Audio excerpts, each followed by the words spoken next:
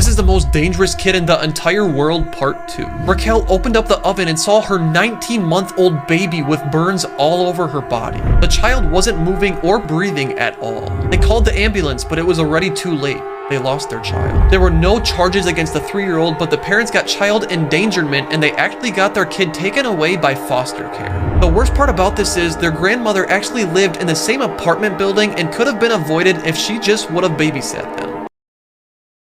Disturbing facts that will ruin your day. There are between 25 and 50 active serial killers in the United States at any given time, according to the FBI. If you live a full life, you're going to have shed over 100 pounds of your skin. Cruise ships are legally required to have morgues for the passengers that inevitably will die on each trip. A Nightmare on Elm Street was inspired by a true story. A boy was having disturbing nightmares and refused to sleep for multiple days. The same night that he succumbed to exhaustion, he died in his sleep, but not before screaming for help in the middle of the night because of his nightmares. If you try to grab the brain in its natural state, it will fall apart. When you see scientists pick up a brain, it's because they've used chemicals to harden it. There are still 40 million people worldwide that are slaves. 3 in 4 of those are women, and 1 in 4 are children.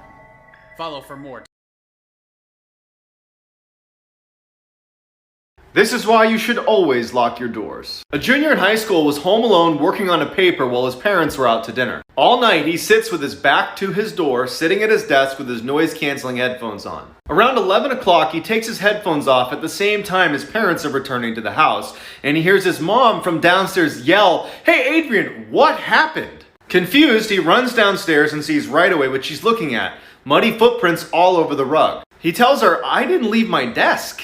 And then they realize someone must have broken in. They look at the footprints and there's none leaving the house. They're worried someone's still in the house, so they run into the garage, terrified, call the police. Police arrive and they don't find anyone in the house, but they do make a chilling discovery upstairs. The police bring them to the kid's bedroom door, which had been left open all night, and they point to the message written on it in Sharpie. This is the actual transcript of what was written on his door, which means for nearly 2 hours, someone stood in this kid's doorway watching him. Here's why you should stop rubbing your eyes. That was no joke. You seriously need to stop rubbing your eyes as much, and here's why. Trust me, you might want to favorite this video because you might need this as a reminder in the future. Let's be honest, we're all guilty of this at some point. But I bet you didn't know that continually rubbing your eyes can actually cause really bad damage to your cornea. In fact, it can thin out your cornea, causing it to bulge. I mean, let's go back to the MRI footage. This is someone rubbing their eye, visibly being able to see the pressure it puts on your eye, and the way that the eye can actually change shape, increasing the pressure on your eye by 20 times. And it gets worse if you rub your eyes with your knuckles or the back of your hand. So although the occasional rub probably won't do you any harm, consistently doing it and consistently doing it hard could lead to potential vision loss. So say this to literally anyone you know, because for their eyes' sake, they need to see this. Elon!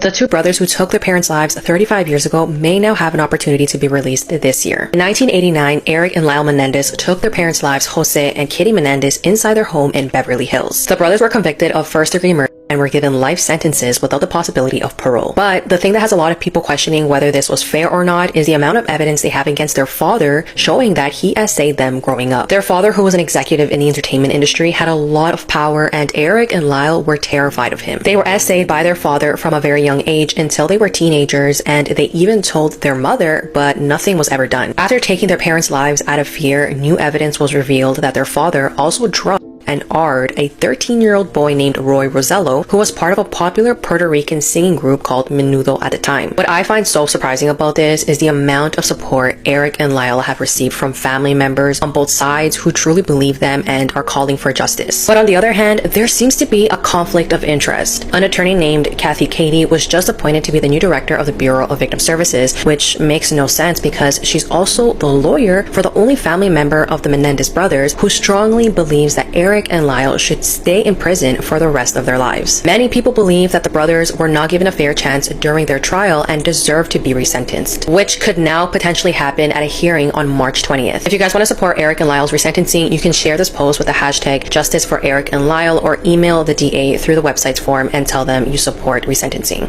Here's what your birthmark actually says about your past life. If you have no birthmarks, this means you died of natural causes in your past life or you're a new soul. If you have a red birthmark anywhere on your body, this is a sign that you burned to death in your past life. If you have any skin impressions that look like this that's caused by acne or smallpox, that's where you've actually been wounded in your past life, and serves as a reminder from issues in your past life that you've come to the present to heal. If you have a spot anywhere on your eye, this is most likely a spear wound from your past life where someone most likely killed you while you were sleeping. If you have a birthmark on your head somewhere, and especially if you can't grow hair through it, this means you were probably killed by scalping, which is when someone cuts off all the hair and skin around your head before killing you.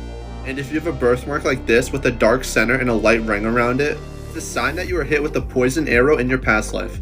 Here are the creepiest things kids have ever said. And before I tell you these, I feel like I'm obliged to say, I'm so sorry. First up, we've got monster under the bed. One night, a young girl couldn't sleep because apparently there was something under her bed. And when her parents came into the room to say go back to sleep because there's nothing under her bed, she replied with, I know. He's behind you now. Like, I'm sorry. What? Next up, a 4-year-old girl was found in the bathroom by her mum with all of her Barbies. But she was making them float face down in the bath. When the mum asked what she was doing, she replied with, the man in the wardrobe told me if I didn't do it, it would be my turn to swim face down. Next up, a 3-year-old boy was softly singing in a room while colouring in a picture. His mum actually stopped to listen because she'd never heard the song before. When she asked where he learnt it, he said the lady in my bedroom sang it to me. And finally, a 5-year-old asked his mum when he was going to be 23. His mum said in 18 years' time, and he replied with, well, I hope I don't die again, as that was how old I was the last time I went to heaven. Tell me which story made you go, what the f*** the most, and share this with a friend to just creep him out because you're a good person. Now everyone with me.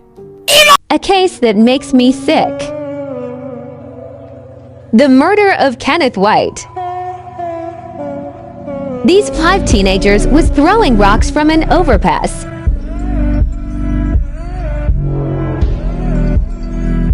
Eventually, one rock hit the windshield of White's car and hit his face.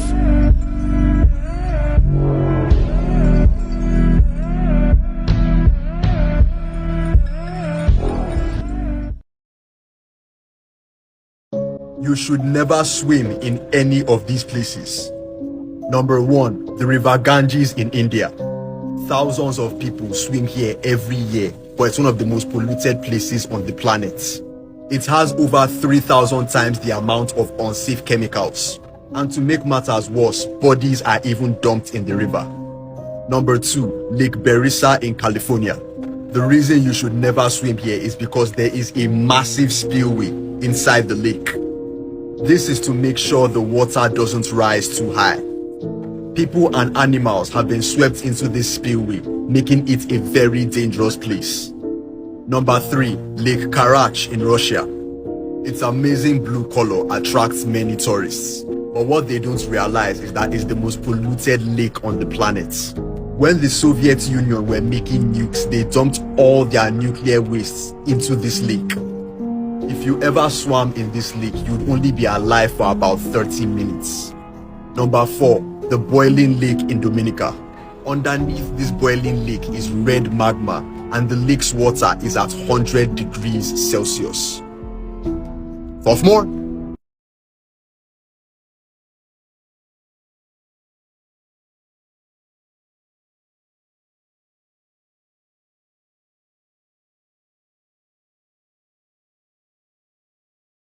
Worst torture techniques in the entire world that you will wish I never told you about. It's part 4, boys. This is known as white room torture, and once again it is still used today. It doesn't look like much from a photo, but it's horrific and one of the worst tortures you can experience. Basically, you'll be placed in just a white room, like a prison cell, but it's just plain white. Everything in the room is white. The bed, the walls, the toilet, the shelves, the door, everything. There's no other colours in the room. Now you probably think, well, it's not a big deal, it's just white. Well, you'd be wrong there. By seeing the same colour, especially white, constantly and no change, will drive you insane. To the point where you're hallucinating, smashing into the walls, and possibly even trying to kill yourself. That's why most of these white rooms are actually padded, so people can't just run havoc in the walls. But yeah, for the first day or two, you'd be, it's not that bad. But people will be held in here for months upon months upon months. And after around only day 3, you'll start to go insane. Like and follow for more. Creepy facts about the Zodiac signs. Gemini two-faced.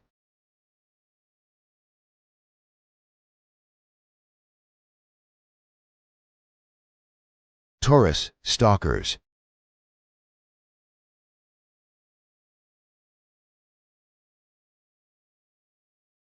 Aquarius, very manipulating.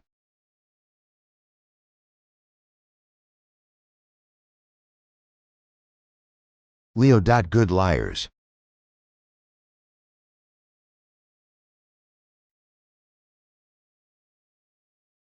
Cancer, obsessive in relationships.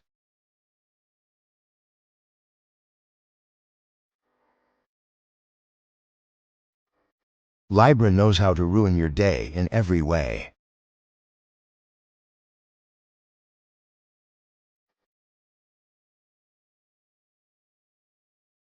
This has to be one of the creepiest mugshots I've ever seen, and the story behind it is pretty disturbing. This is the man in the mugshot, Christopher Queen. At the time of his arrest, he was 48 years old and living in Pennsylvania. So on election day in 2018, Christopher entered a polling center in Pennsylvania planning on casting a vote. But when he arrived to vote, he was told that he couldn't because he wasn't registered. Poll workers who were working that day even stated that they heard Christopher mention that he was getting paid $100 to come vote, which obviously was not true. But when Christopher arrived, like I said before, he wasn't registered to vote in Washington County, the county he was in. When the workers told him that he couldn't vote, they noticed that Christopher began to shake uncontrollably and became filled with some sort of a rage. He then made the verbal threat that he was going to come back and shoot up the place, and after that, he was quickly put into handcuffs. I don't know the full story behind why he chose to exhibit this expression in his mugshot, but they caught him before he could enact any sort of violence, and yeah, he was arrested. It's worth noting as well that in other news reports that surfaced after this threat was made, Christopher is seen smiling in the same type of manner. Luckily though, authorities were able to arrest Christopher and put him in custody that day before he could cause any violence. So it looks like Art the Clown is going to be starring in a brand new horror movie, and we don't have to wait until Terrifier 4. As we know, the actor who plays Art the Clown is David Howard Thornton, who of course plays Art the Clown, and who also played the Grinch in The Mean Ones, which I feel like is a little bit overhated. Yes, it's a low-budget horror movie having to do with the Grinch story, but there are a ton of aspects that David Howard Thornton uses while playing the Grinch in The Mean Ones that really makes it feel like it's Art the Clown. And I feel like it's almost the same thing we're going to be getting in this Mickey Mouse horror movie having to do with Steamboat Willie, a Steamboat Willie horror movie, pretty much Mickey Mouse, more or less. Now yes, technically it's one of those lower budget horror movies, kind of like the Grinch the Mean Ones. And if you've seen the trailer, you might know that it does not look great. I'm going to reiterate one more time, neither did Terrifier when it first came out. I'm pretty sure they're not going to be using CGI either. It looks like they're going to be doing a full costume like they do in Terrifier. Obviously I cannot show you the trailer because it's extremely graphic, and I don't really know if it's something that you want to watch in general. But all in all, I think it's amazing that David Howard Thornton is not only just playing Art the Clown, but playing these other characters. And I'm hoping he's going to be giving it a little bit of Art the Clown inspo. As I said, when he played the Grinch in The Mean Ones, there were aspects of Art the Clown, that funny, that humor, that we only see from Art the Clown. I'm just glad we don't have to wait till Terrifier 4. Do you ever see a picture that just makes your stomach drop? This is a still from an alert that a woman named Alexis Randall got on her phone. It's from a security camera that was set up in her living room, but she's looking at this and she's thinking the same thing you are. She's like, what's wrong with the picture here? Why did the motion detector go off? But then look a bit closer, specifically at the bathroom door. This man who was staring at the camera from the doorway. She spots this picture and she immediately panics and calls the police, but by the time they get there, this guy is gone. What really freaked her out even more is that when police got there, they found evidence that the bathroom window had been tampered with. Further security footage would show that the man had crawled through the bathroom window the night before and was hiding in the hallway bathroom all through the night, even while she was in the house. And if you guys are loving Creep Time, make sure to go follow on Insta.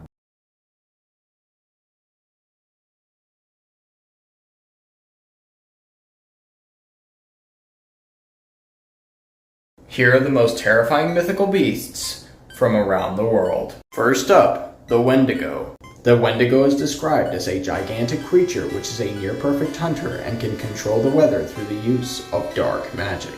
Native Canadian and American folklore state that the Wendigo is born when a human has to resort to cannibalism to survive, although it has also been described as a spirit which possesses humans who are excessively greedy or gluttonous. Before we continue, please show your support by pressing share copy link to receive a brofist in the comments section. Next up, Black Annis. Black Annis is a hag-like creature in English folklore with iron claws and an appetite for human children. Legend has it that Black Annis would hide in trees waiting for her victims, and when she caught them, she would wear their skins around her waist. But if you were careful, you could hear her teeth grinding and run away. Let me know what countries I should do next. Lost inventions that could have changed the world, Part 4. In the late 1990s, inventor Jan Sloat created the Sloat digital coding system. He claimed it could compress an entire multi-gigabyte movie down to a file size of 8 kilobytes. This would have revolutionized the way we store and share data. Sloat demonstrated this to executives from Philips by playing 16 movies simultaneously from a single 64 kilobyte chip. And the Philips execs told Sloat that he was about to be, quote, the richest man on earth. However, 2 days before the source code was going to be handed over, Slout mysteriously died in his garden of a heart attack on September 11th, 1999, and his decoding software was never recovered. YouTubers who've done horrible things. Jay Station was a Canadian YouTuber who would often do pranks and 3M videos. One day, he claimed that his girlfriend Alexia was suddenly killed in a car accident. However, he used her death as a way to get views, even communicating to her through an Ouija board.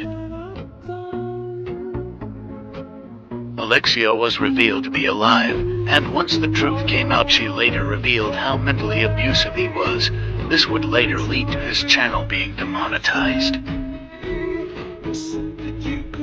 Times when actors couldn't act. In The Boys, Homelander is one of the most menacing and intimidating villains we've ever seen. In this scene, he knocks over a door just by knocking. But when Anthony Starr realizes he accidentally broke the set, he completely breaks character. Shit, are we supposed to do that? Sorry. Hey, broke the door, man. I'm sorry. And for this flying scene, they actually filmed it practically, but Anthony Starr could not stay in character. Off. Ah, my life. This. Off. Holy. Okay, please, let's go. In Spider-Man Far From Home, there's a scene where Ned shares a big secret with Peter, but Tom Holland couldn't keep a straight face while filming. I'm a virgin. I'm so sorry, dude. I was trying so hard not to sneeze. In Wednesday, Jenna Ortega's character is dark and unapologetic, but after she accidentally hits Emma Myers with a flashlight, she snaps at a character. Oh, sorry. Did I hit you in the face right now? Hold on. Are you okay? And lastly, when filming Rush Hour, Jackie Chan barely knew any English, which led to him messing up his lines in the funniest ways. Cheese! Cheese! What? Freeze! A freeze! Meanwhile, his co-star Chris Tucker didn't know any Chinese, which led to this. Shishi.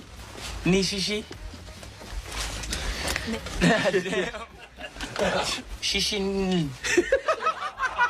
See? How difficult is that? My English, he even cannot see 3 words.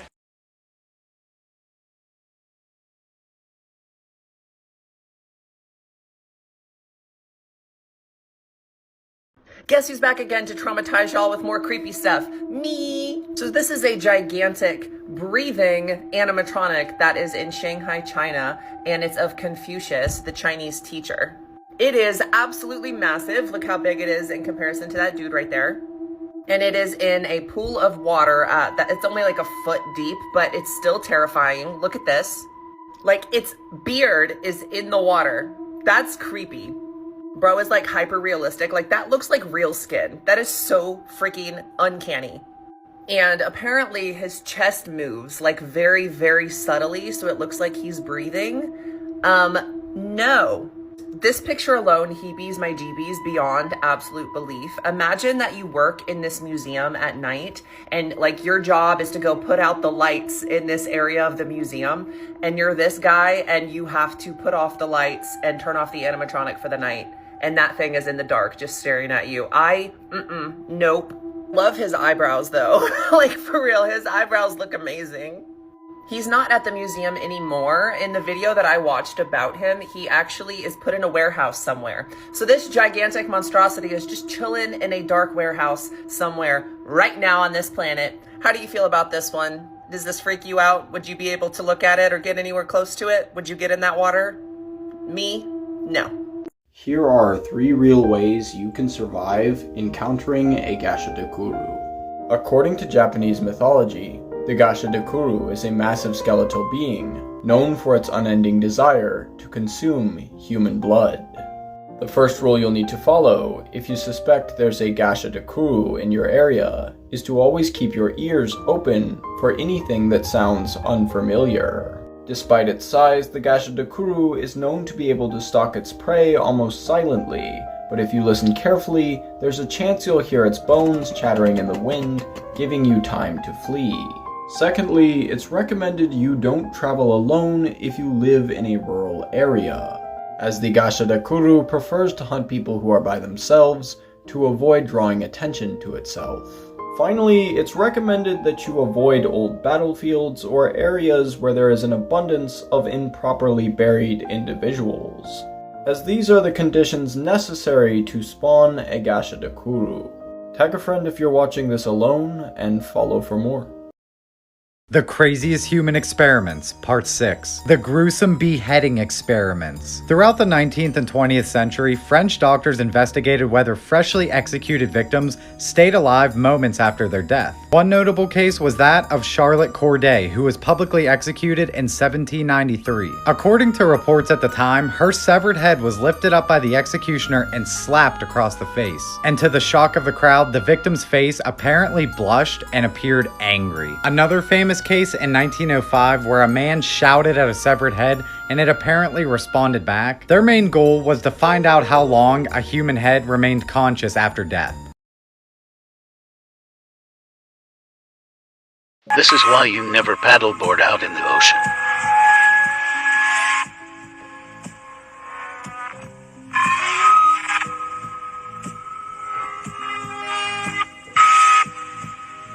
And there you have it, reason 4,269, I'd ride cross-country on a bike with no seat, pause, before I'd go out into the open ocean. That is a nope of the highest order. Those are South American sea nettles, a species of jellyfish that can have a bell, you know, that umbrella-looking part, more than 3 feet across, to go with tentacles that can range anywhere from 3 to 10 feet long. And I don't think I even really need to tell you, but yeah, touching one of those can be really bad for your health. They use venom to paralyze prey, but it can also cause excruciating pain and a really bad rash if you get stung. And if you think that's bad, I got something even worse. This is what a jellyfish pool party in Peru looks like the devil's bubble bath. And guess what? This kind of thing, it's only gonna get worse. Because whether you want to believe in climate change or not, the more the Earth's thermostat gets turned up, the more the jellyfish start turning up on us. Since unlike most of the F-ray in the ocean, jellyfish actually do better in warmer waters with less oxygen. Especially since climate change means more CO2 means more algae blooms, and guess what likes to eat algae? And you don't have to be in the water to get rocked by jellyfish. There have been times where jellyfish swarms got so bad they dead for real caused power outages because they managed to clog the pipes of power plants. Now go ahead and add the fact that some jellyfish can spawn 45,000 eggs a day, especially if we're actively murking the things that eat them. Just another reason to save the turtles. The most insane trade war has officially begun because Canada, Mexico, and China are pissed and have now all announced their own plans on how to retaliate against Trump's tariffs. I mean, even at last night's NHL hockey game, you had Canadians booing the US national anthem. So what the hell is going on? Well, you see, yesterday, Trump's promised 25% tariffs on Canada and Mexico and 10% on China officially kicked in. And what that means is that any goods sent from these countries to the United States, well, they'll now cost companies 25% more, or 10% in China's case. So for example, if a Canadian business sent a car to the US that cost $50,000, today, US companies will pay a $12,500 tariff at the border. But then, and here's the annoying part, they'll pass that cost down to you, the US customer. So the price of your once $50,000 car is now actually $62,500. But this doesn't make sense. Why would Trump purposefully make things more expensive for Americans? Well, two main reasons. The first is more of a longer-term, unguaranteed benefit, but it would be to change consumer habits to buy more American-made products and incentivize more international companies to manufacture in the US. In theory, that means a stronger US economy, more stable jobs, and less dependence on foreign countries. And the second reason for imposing these tariffs would be to use them as a tool to pressure Canada, Mexico, and China into doing what Trump wants. I mean, some of these things that he's publicly mentioned include renegotiating trade deals, stopping illegal immigration and the flow of fentanyl, and then there's also Canada becoming a state of America, but that's a bit more far-fetched. But here's where things get interesting, because instead of just doing what Trump wants, Canada have clapped back with a 25% tariff of their own, and Mexico said they're doing the same, but haven't announced the percentage yet. China reacted in a little bit of a different way by preparing to file a lawsuit with the World Trade Organization. So why is Trump not backing down? Well, just listen to this. In 2023, Canada sent 76% of all of their exports to the United States. That accounts for roughly 19% of their entire GDP. In 2024, Mexico sent 78% of all of their exports to the United States. That makes up 37% of their entire GDP. But for America, their exports to both countries combined only make up roughly 2.7% of their entire GDP. So, simply put, even if they do retaliate, getting into a tariff war with the United States would hit Canada and Mexico much harder. Trump, he knows this, and he's using it. It doesn't make it any less controversial, and it does still mean that people in all three countries will see a price increase. But it seems like, for Trump at least, that's just the cost of America winning.